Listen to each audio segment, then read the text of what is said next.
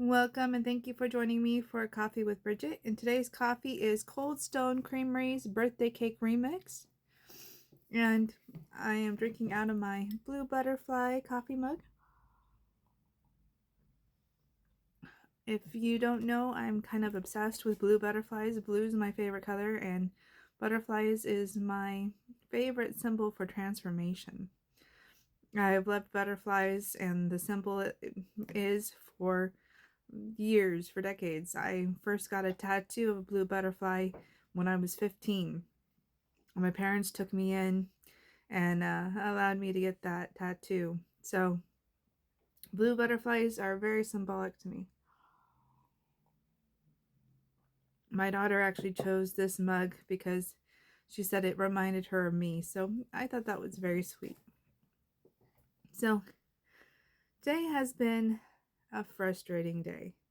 I didn't sleep very well last night. I don't really have a reason for it, aside from my kids starfishing all over the bed.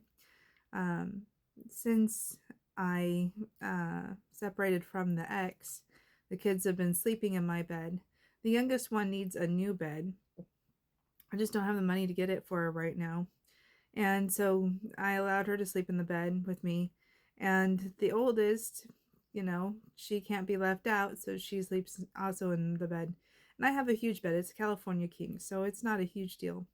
But last night they were both sprawled out, arms akimbo, just living their best life and leaving no room for me.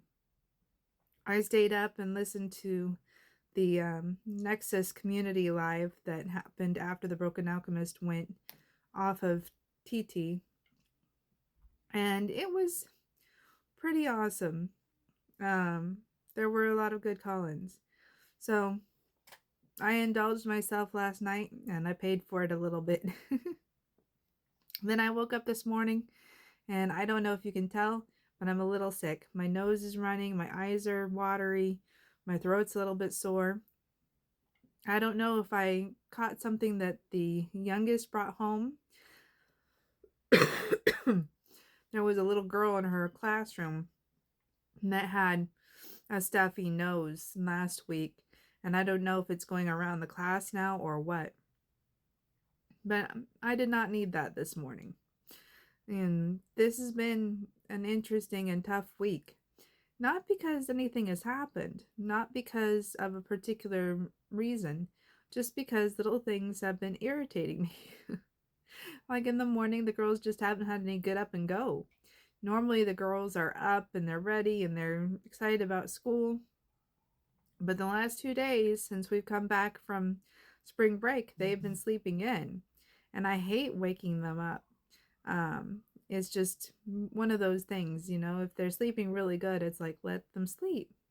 But I have to wake them up and get them going for school. The good news is both of them have wanted to go to school, so that's good. The oldest one seems to have gotten over her avoidance of school, so that's good. But she continues to have stomach problems. So I'm going to have to take her to her doctor and see if I can take care of her GI tract, because I was listening to a live and someone had said that with chronic stress, sometimes the GI tract has a reaction.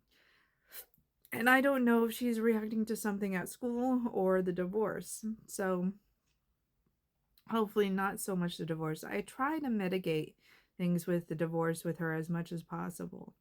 I mean, one of the reasons that I stayed as long as I did in my marriage was because of the kids. And I came really close to staying in the marriage for the kids. But I realized that modeling was important, and the modeling that was happening was just not healthy. The fact that I was being constantly talked down to and treated like a child. He said that I behaved like a child, and so he treated me like a child. But it was when my daughter put her hands on her hips and said, "Yeah, Mom, Dad's right." And then I was like, oh no, I don't want my kids to be in that type of relationship. So it was like, okay, maybe this is time to end things, and hope that the kids are resilient. And most kids are resilient. I think that the stress is something that's happening right now that she's going through. and the changes are hard. But she does fantastic during the week with me, and she seems to be getting better. So just need to take her to the doctor to see if her tummy issues are related to stress or something going on with her body. Now, I've been reading the book, The Body Keeps the Score. And stress is absolutely physiologically something that happens to the body. There are numerous brain scans that show what's happening in the brain. And there's the vagus nerve. The vagus nerve basically runs from the back of your brain all the way down your spine into your stomach, and it connects your brain, heart, and lungs and your digestive tract. And that vagus nerve can start to overproduce. It can start to be overexcited, basically, and overdo things. And that can have a negative effect on the body. And that's a stress response. So the fact that the body keeps the score, as the name of the book says, is a fact. It's something that's been documented and scientifically proven. So, like I said, I don't know how much of her stomach issue is stress and, reacting to a difficult situation. She spends a lot of time thinking about things, like the fact that we're going to have to sell the house and get a new place. She's very anxious about it, but excited about it at the same time. So, and I am too. And that's where some of my frustration lies. And it's like, can we get this part over so we can get to the good part? When is it going to shift and change? I've been collecting boxes for the move. So I have a lot of boxes, so that's a good thing. I have a game plan for moving, but a lot of it is just variables that need to shift into place before I can really do them.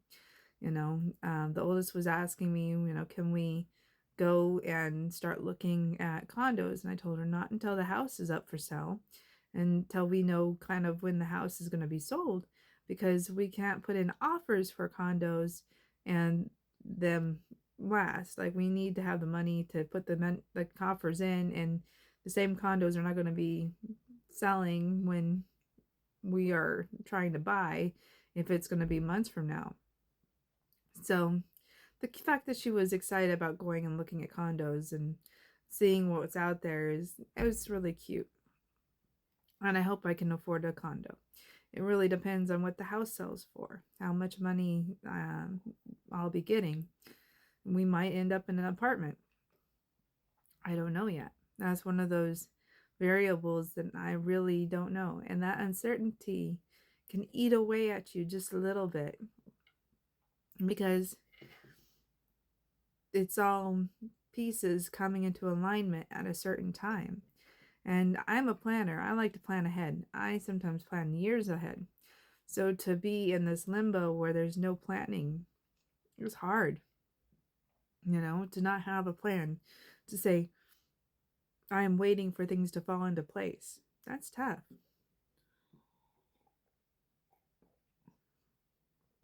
So it's been an interesting week. Not an awful week. Nothing terrible has happened. Nothing has thrown me off. It's just been a difficult week. Just little things that have been irritating me. And, that adds up after a while. So, yeah, that's pretty much I wanted to talk about in this vlog. Just let you know the update of where I'm at. It's an interesting place.